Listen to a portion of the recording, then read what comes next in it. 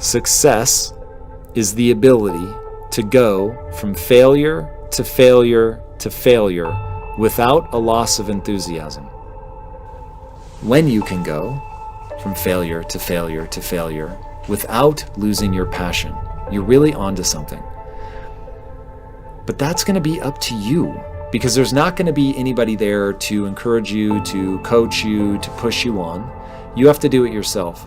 And so you've got to do the work of making sure that you're really connected on a deep emotional level to that thing that you're pursuing. Now, if you do that, then that real passion and belief will be there waiting for you when the absolute gripping sting of failure occurs. Because at that moment, you're going to ask yourself one question. We all do it. Why am I doing this?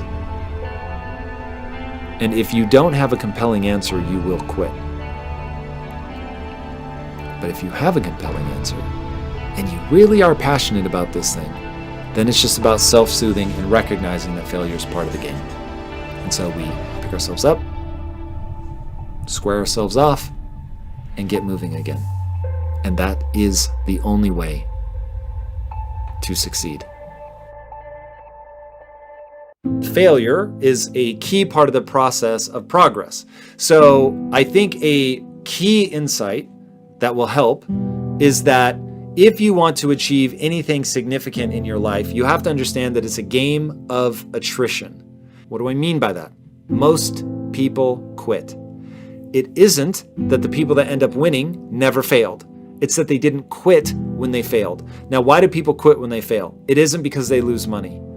That hurts. That's going to make it harder. But that's not why they quit. Why they quit is it becomes emotionally devastating, and they're not able to recenter themselves, self-soothe, remind themselves why they started, right? That North Star, the mission. Why am I doing this? Why do I care about this? To reorient themselves around, I care about this for a reason. It is bigger than myself. This is not just about money. I'm here to add value, to help people, to elevate, whatever. Trust me, you want to attach yourself to that, because when you're doing something that only stands to benefit you, it won't have the motivating factor that helping yourself and other people is going to have. Definitely want to help yourself, but you also want to help other people. And when you have a North Star goal mission, it's what I call honorable and exciting. Okay? It's honorable in that it elevates not only yourself, but other people. It's exciting. You're just into it. Whether you should be or not is irrelevant. You are into it, and it serves humanity. Okay, when you have that goal that's exciting and honorable, now all of a sudden, when you quote unquote fail, you're just asking yourself, am I still into this? Do I still love this? Is this still my passion? Because if it is, I'm going to get back up and keep going. I'm not going to quit. I'm not going to allow myself to be another one of those people that when they fail and it hurts, that they just give up. Don't let that be you. I'm having fun. I'm enjoying the ride. I'm in it for the process. I'm in it for the learning. And I make sure that I'm handcrafting my life to optimize for joy and fulfillment. And so knowing that, I cannot guarantee the success. I cannot guarantee ever that anyone is ever going to be successful. But I can guarantee that you're going to struggle. Guarantee. 100%. Nobody avoids it. That's it. Everybody that ever tries to do anything, and even most of the people that don't try to do anything, are going to struggle profoundly with moving forward. It's just hard like that. And so if you know that the struggle is guaranteed, then you can't allow yourself to waste time to be tormented by the fact that you're not where you want to be. Make sure you're having fun in the struggle. Figuring out how to struggle well, that's the answer. The only thing that you should be doing when you make a mistake is learning. Immediately go into learn mode. Assume everything is quote unquote your fault, that all of this could have been prevented if you had made a different decision, but we're not going to punch ourselves in the mouth over this. We simply want to understand, okay, what could I have done differently to get a result that I wanted? Because to me, there is an answer to, did I make the right or wrong decision? And it goes like this. If you made the right decision, it moved you closer to your goal. If you made the wrong decision, it held you neutral or moved you away from your goal. Once you understand, everything just goes through that filter. Now it's just, oh, okay, cool. So this was a wrong choice in that it held me neutral or moved me away from my goal. And if either of those two things is true, it doesn't say that I'm a bad person or I'm a loser or I'm a failure. It just says what I tried didn't work. Now, if what I tried didn't work, my next question is, what could I have done that would have worked, or at least had a higher likelihood of working? Now, to do that, you have to completely take responsibility. This did not work because I made the wrong decision, and it was the wrong decision for this reason. Now, when you can do that and say that sentence without feeling badly about yourself, you embrace that this really is important. I have to figure out, to get to my goal, I have to figure out what to do differently.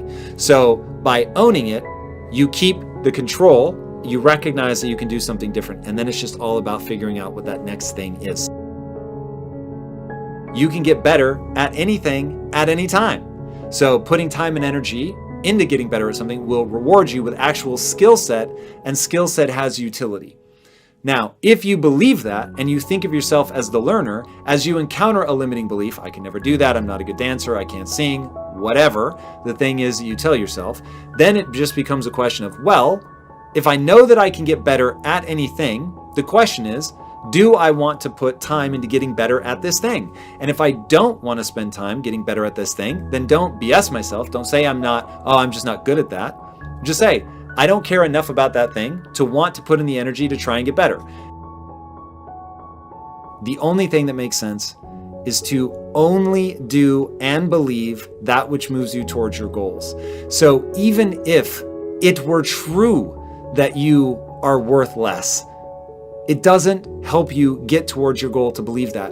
And if we're only going to do that which moves us towards our goals, then immediately when we begin thinking that we're worth less, we don't have to convince ourselves that it isn't true. We only need to realize it doesn't move us towards our goals. And since we only do that which moves us towards our goals, we're going to pattern interrupt immediately the second we start playing that loop, because we've got to break the habit of thinking that about ourselves. So we're going to pattern interrupt that. We don't allow ourselves to think that anymore. It's done. It's just not an effective strategy. And that was a big deal for me, because the thing that I was struggling with was I'm not smart enough to pull this off. And by believing that, then I didn't try. And as long as I didn't try, I was never going to fail, which of course was the thing I was trying to protect myself from, but I was also never going to succeed. And so finally what I had to realize was, because my behaviors were being dictated by my beliefs, I could not allow myself to believe something even if I was convinced it was true. I couldn't allow myself to believe it because it would stop me from taking the behaviors that would lead me to learning, growing, getting better, and moving forward.